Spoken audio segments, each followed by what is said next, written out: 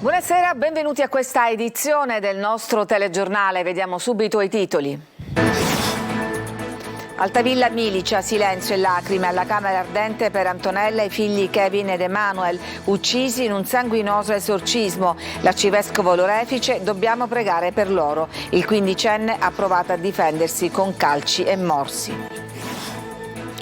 Midia mezza pagnotta, ordinavano pane ma volevano cocaina. 9 arresti nel catanese, in manette anche un panettiere che utilizzava il forno come base per lo spaccio. La Procura di Catania apre un'inchiesta sulla morte di Alfio Torrisi alle Bahamas. Lavorava come falegname su una nave da crociera. Il suo corpo è stato restituito ai familiari dopo l'autopsia senza gli organi interni.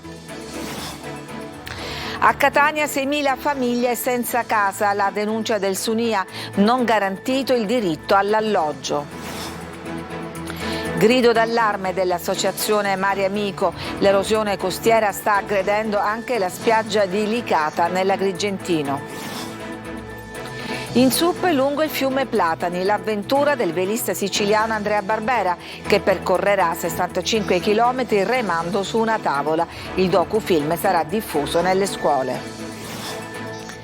Calcio, il Catania risorge al Massimino, batte con merito la capolista Juve Stabia. Protagonista il difensore Castellini, autore di una doppietta. Il Messina perde al 90° a Giuliano.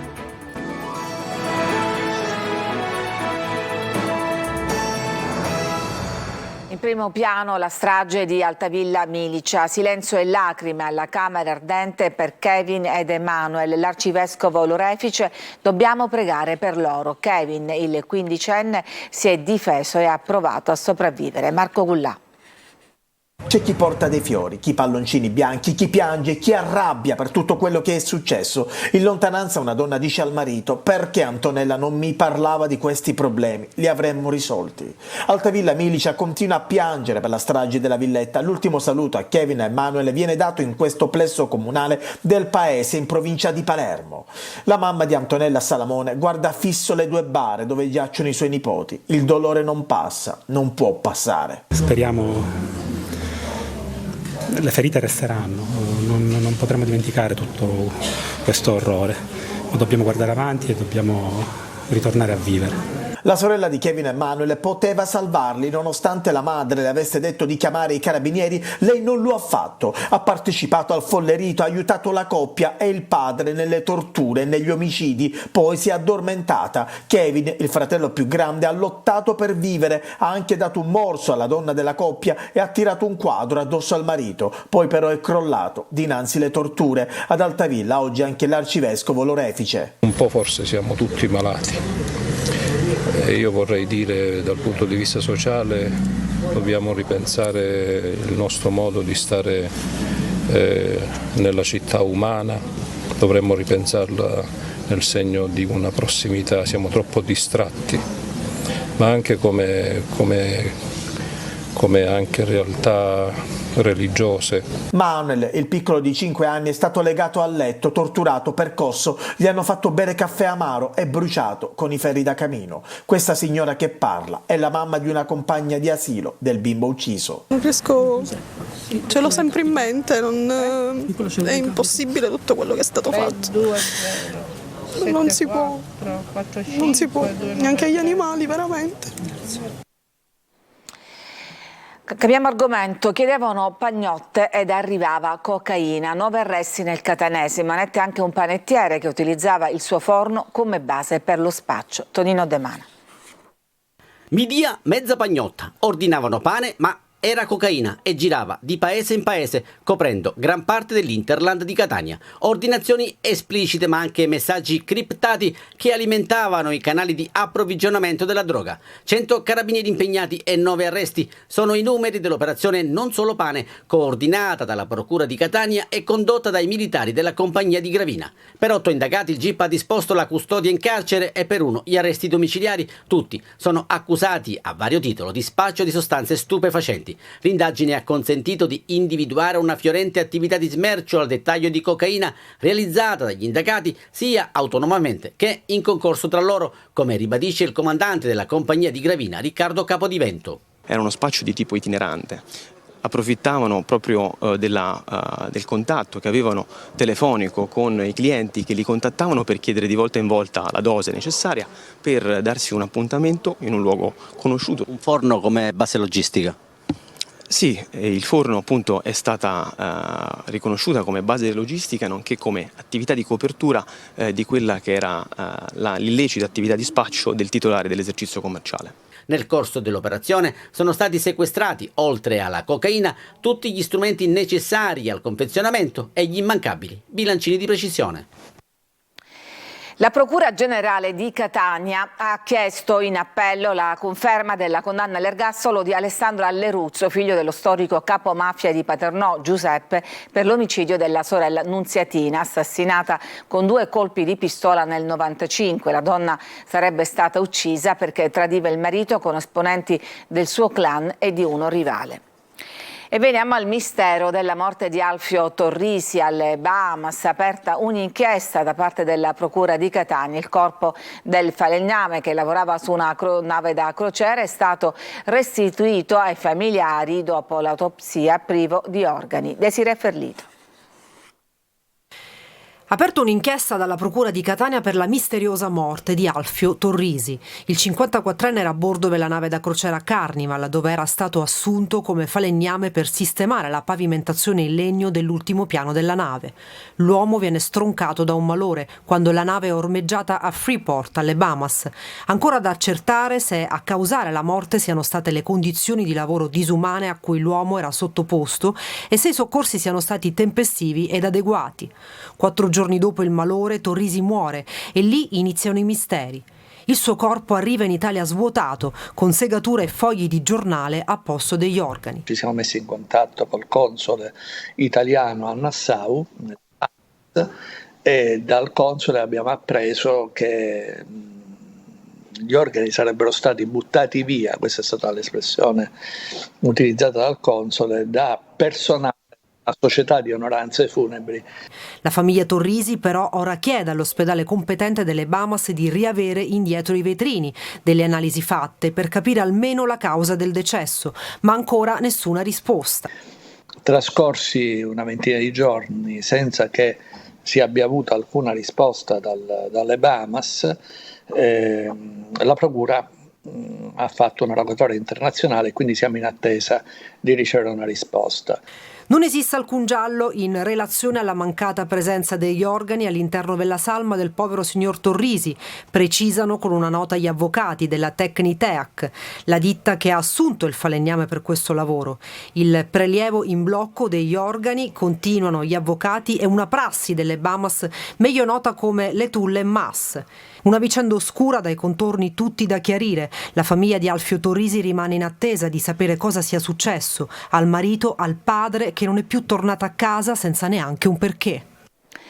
Un pregiudicato di 50 anni sarebbe stato ridotto in fin di vita con calci e pugni sabato notte a Marsala. L'aggressione è avvenuta in via della Gioventù, nei pressi dello stadio. La vittima, che ha modesti precedenti penali, avrebbe subito lesioni molto gravi. Bassa velocità, pochi treni, rete fatiscente e continui ritardi o cancellazioni improvvise. È lo stato delle ferrovie siciliane denunciata dal Codacons. Maglio Viola.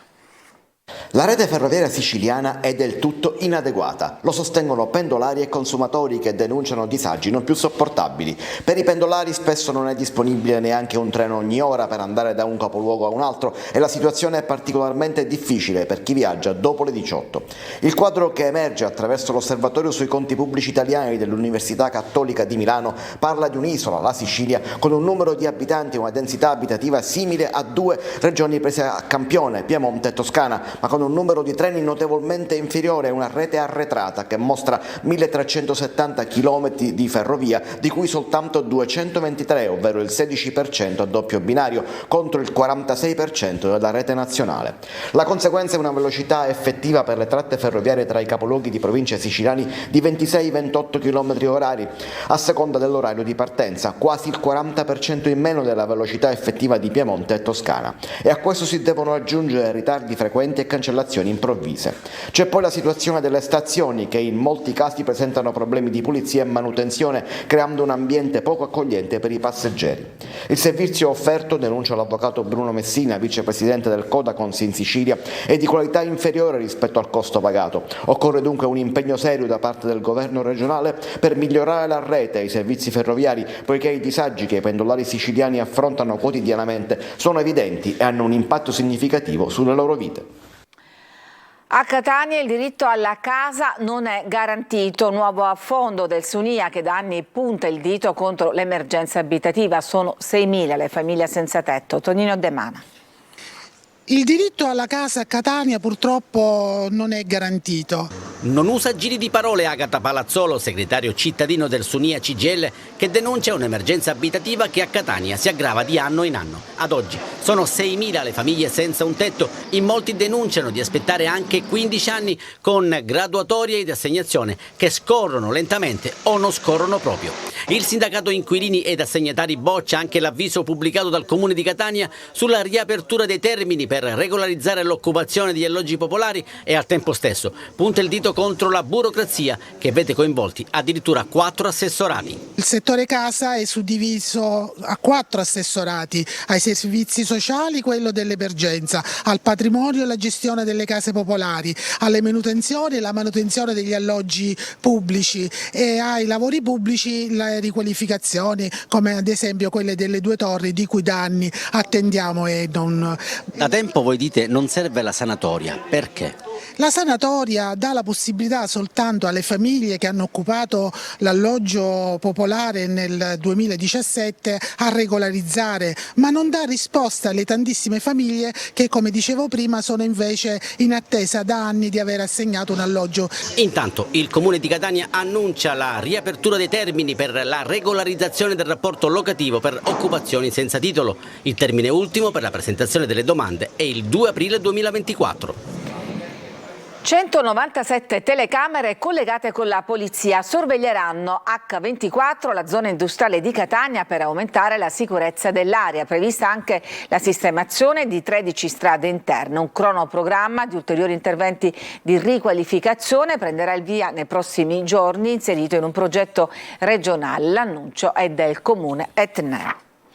Da studente del nautico a ministro del mare, stamattina il ministro per la protezione civile e le politiche del mare Nello Musumeci ha visitato l'istituto Duca degli Abruzzi di Catania che lui frequentò da ragazzo per l'inaugurazione della mostra fotografica in onore delle celebrazioni dei 150 anni dell'istituto. Durante la sua visita il ministro ha ribadito l'importanza della filiera dell'economia del mare, sottolineando la necessità di competenze e abilità professionali, visto che, ha detto, serve una nuova cultura del mare. E a proposito di mare, l'erosione costiera aggredisce anche la spiaggia di Licata nell'Agrigentino. Per l'associazione ambientalista Mare Amico sarebbe colpa del porto che sta facendo arretrare la costa sotto flutto di diversi metri. Davide Sardo. Il mare Mediterraneo minaccia e aggredisce anche la spiaggia di Fondachello Playa a Licata, così come già accaduto ad Eraclea Minoa, Zingarello tra Palma di Montechiaro e Agrigento, il caos a Porto Empedocle e San Leone ad Agrigento. Il vento ed il mare agitato nel sud-ovest della Sicilia hanno eroso ampia parte dell'arenile licatese fino alle fondamenta dello stabilimento balneare. Sono state già distrutte parecchie abitazioni e altre rischiano di cedere in mare se non si interviene in tempo per contenere e frenare l'erosione. Anche la strada, distante pochi metri dalla spiaggia, è a serio rischio di crollo. L'associazione ambientalista Mare Amico di Agrigento, che ha documentato quanto accade, chiede un intervento immediato, radicale e risolutivo da parte della regione siciliana. Secondo il responsabile Claudio Lombardo, la causa scatenante è probabilmente il porto di Licata, che in questi ultimi anni sta facendo arretrare la costa sotto flutto di diversi metri. Ci fermiamo, c'è una pausa per la pubblicità, torniamo tra pochissimo.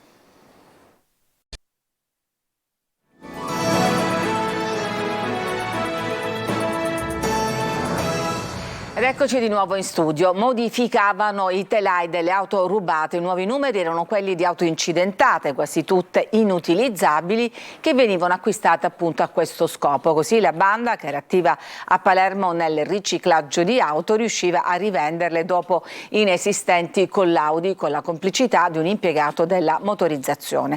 12 le persone arrestate, 20 in tutto gli indagati che avevano base nel quartiere Sperone. Nuova avventura in solitaria del velista siciliano Andrea Barbera, 65 km su una tavola SUP lungo il fiume Platani, per realizzare un docufilm che sarà diffuso nelle scuole. Vediamo il servizio.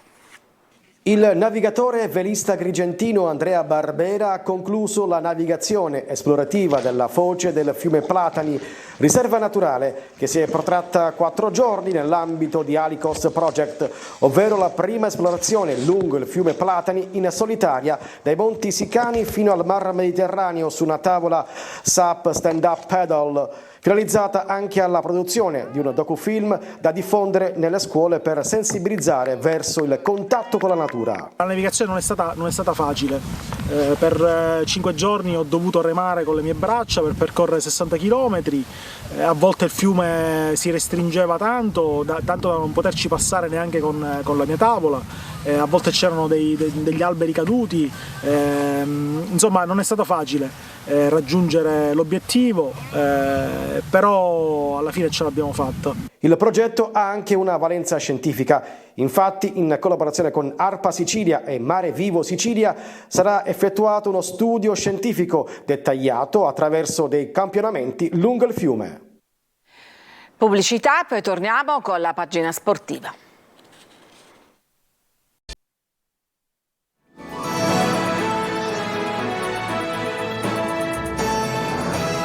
Ed eccoci allo sport. Il Catania vince 2-0 contro la capolista Juve Stabia. Una doppietta di Castellini vale i 3 punti, ma tutta la squadra gioca al meglio e si prepara così a giorni decisivi. Marco Carli. E all'improvviso ecco il Catania, quello che i tifosi avrebbero voluto vedere da sempre, che gioca di squadra e soprattutto che vince. 24 punti di distacco prima dell'inizio della partita, e contro una Juve Stabia capolista che non perdeva da ottobre. Ma il Catania merita il 2-0 finale, anche perché, nonostante l'epidemia influenzale che ha colpito la squadra di ritiro e nonostante la forza dell'avversario, anzi forse per questi 2 fattori, la squadra gioca più serena. Il fatto di aver vissuto una settimana così inconsciamente può averli un po' liberati e quando riescono a stare sul pezzo 95 minuti è ovvio che per gli avversari diventa difficile contro di noi.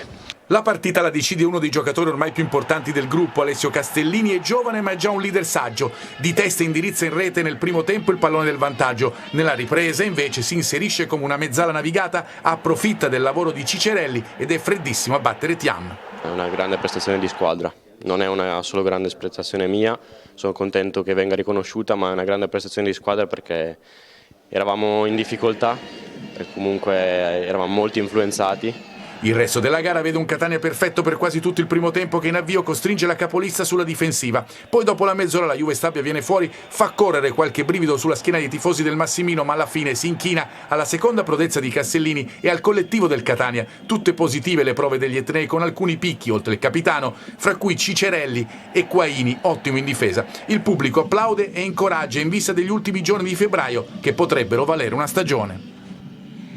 Sconfitta di misura per il Messina a Giugliano, decisivo una rete al 90° minuto dell'attaccante Salvemini che interrompe la serie positiva. Sergio Colosi.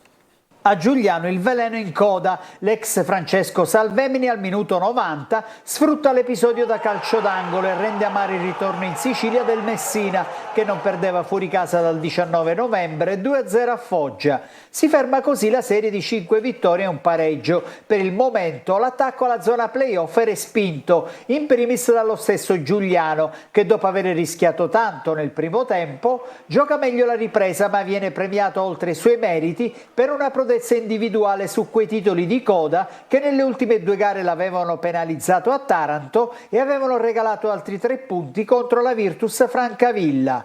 Il Messina parte forte e sfiora il vantaggio in un paio di situazioni con Plesce, Mausso e Zunno. Soprattutto lamenta la mancata concessione di un calcio di rigore per un tocco di braccio di Carnielutti su cross di Zunno. Primo tempo giallorosso in linea con le prestazioni degli ultimi 2 mesi. Nella ripresa però la gara diventa noiosa. Il Messina si abbassa troppo e lo fa ancora di più dopo un triplo cambio di Modica che sostituisce gli esperti Rosafio, Firenze e Plescia con gli under Frisenna, Luciani e Cavallo. Mi rimane una grande amarezza perché la squadra gioca, la squadra produce, al di là che poi magari nel secondo tempo ci siamo abbassati troppo e abbiamo prestato i fianchi al Giuliano, però nel complesso io non posso dire niente se non quelli che questa volta che è entrato non mi è piaciuto da parte dei miei giocatori. Fumagalli, dopo un tempo di riposo, mette la sua firma sulle conclusioni di Salvemini e Romano, ma nel 10° calcio d'angolo dei Campani è superato dallo stesso Salvemini, bravo e rapido a recuperare il pallone e a calciarlo con un sinistro vincente. Troppo tardi per organizzare una reazione. Il Messina è stanco, accusa il colpo e per riscattarsi dovrà attendere una settimana. È tutto per questa edizione, grazie per averci seguito, vi auguro una buona serata.